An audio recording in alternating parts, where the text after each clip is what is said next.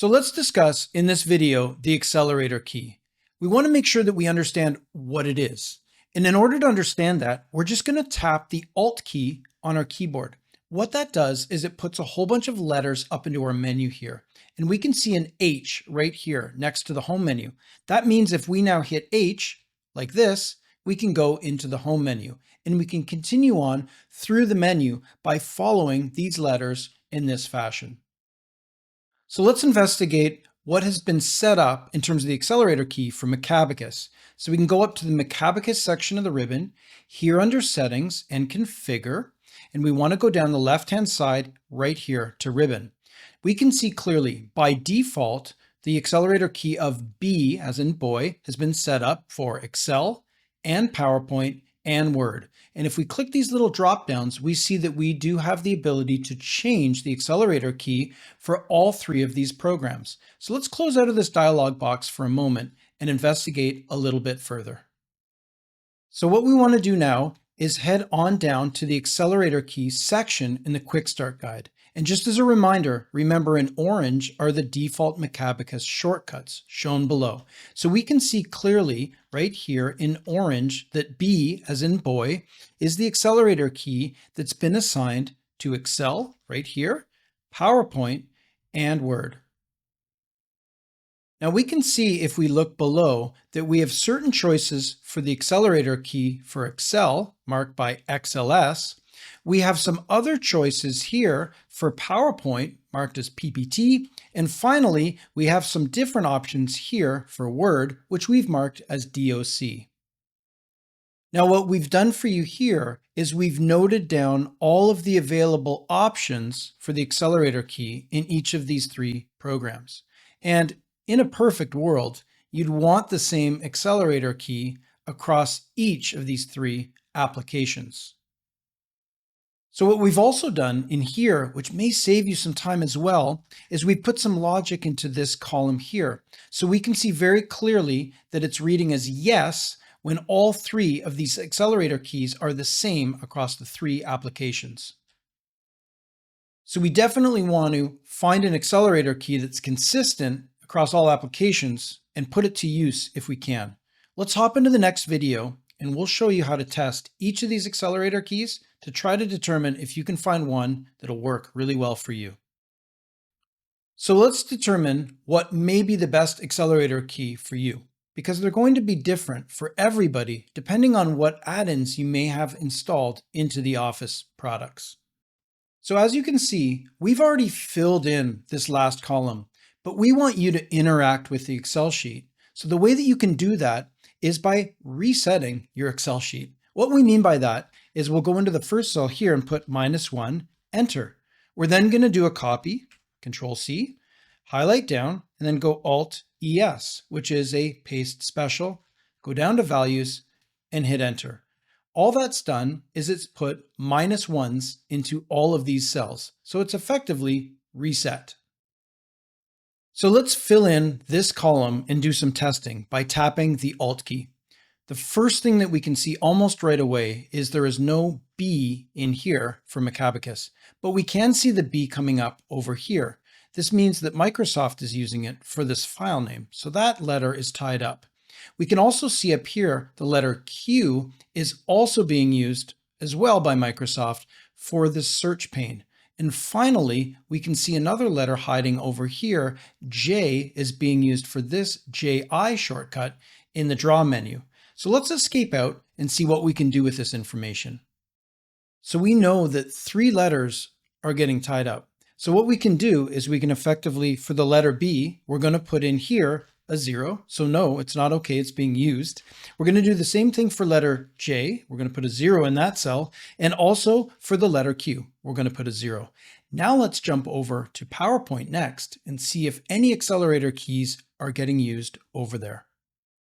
So now over in a PowerPoint environment, let's tap the Alt key. And as we can see, the letter B is working over here for Macabacus, but we can see here the letter C is getting tied up for the Record tab, and also X is getting tied up here for add-ins. So we're going to go back over into Excel and make a note for C and for X. So now back over here, what we're going to do is go into the spot for C, put a 0 since it's not working. And also for X, we're going to put a 0. And we're left with this letter right here, the letter U. Now what we've also done for this remaining letter U is we tested it over in Microsoft Word. And it worked just fine. It wasn't being used by Microsoft. So it appears to be the one letter that will work for us across all three applications. So what we're going to do in this cell is just put a 1 in here, and you can see it's custom formatted for us to show yes, meaning that this accelerator key will work for us consistently. So you'll obviously want to test this across your applications to make sure you get the accelerator key that's right for you. And once you arrive at the right solution, well, what you're going to do is head up into the settings menu here under configure, and then we want to walk down just the left-hand side here to ribbon, and we're going to reassign this. And in this case, the right answer for us is going to be U for all three of these programs. And then we would click OK, and we're all good to go. We'll see you in the next video.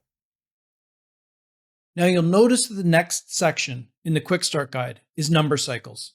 Before we get into those, let's take a look at the font size cycle and just bring the font size cycle and also the font style cycle up into view, and we'll investigate those first. The place where we really want to start is over here, the font style cycle, and we can clearly see the default Macabacus shortcut for that, Control-Alt-O. So it's really quick for us to highlight this text and hit that shortcut, Control-Alt-O, and we can cycle through a number of different font styles. The other thing that we can do over here with font sizes is we can quickly cycle through a couple of font sizes super fast. Now, the great thing about Macabacus is that we can set these cycles up exactly the way that we want them. If you're interested in matching the settings that we have at CFI, then what we're doing over here, instead of putting in a bunch of different font styles, we've just only put in Open Sans, which is the one font that we use. The other thing that we've done over here in terms of sizes is we're using these 4 sizes. In our financial models, we tend to default to a size of 10, and then we use 14 for headings, and 8 and 9, we use those smaller sizes for units and also for footnotes. You might be inclined to put the most common size up front, but we decided to sort them in order of size, just like this. The other thing to think about when you're designing cycles is you can see over here, we're only recommending a maximum of 6 items in each cycle. That's really so that we can move through the cycles quickly. For instance, if we had loaded in here 8, 9, 10, and 14 point font, once we hit the cycle 4 times, if we hit it a 5th time, we'd rotate back to 8 point font. So if you're interested in matching our settings and the way that we format financial models, what we can do is head up into the Macabacus section of the ribbon, right here under Settings, Configure. We're going to go down the left-hand side to Fonts. And this is where we'll see the default settings. And by the way, if these buttons here were grayed out, again, that means your administrator has already set these up for you. But what we can do here is click on these fonts and just click the minus sign to take them out, like this. Now the plus sign, because we want to add in our font. And in this case, we're going to go down and just find Open Sans on the list, right down in here. And there we have it, Open Sans. We're going to click OK, just like that. Similarly, we can now adjust the font sizes. So let's click on these and hit the minus sign just to remove them really quickly. We can click on the plus sign and we want to add in here number 8, enter, plus sign again. We want to add a number 9 and a 10. And finally, we're going to add a 14 and hit enter. Then what we can do is just click the OK button. We're going to get this message and we're going to OK that as well. So let's just run a really quick test. Let's highlight these and hit Control-Alt-O. We get Open Sans. And over here, Alt-Shift-G for 8 point. And we're going to go twice for 9, 3 times for 10, 4 times for 14. Everything's working really well. Let's jump ahead and talk about borders.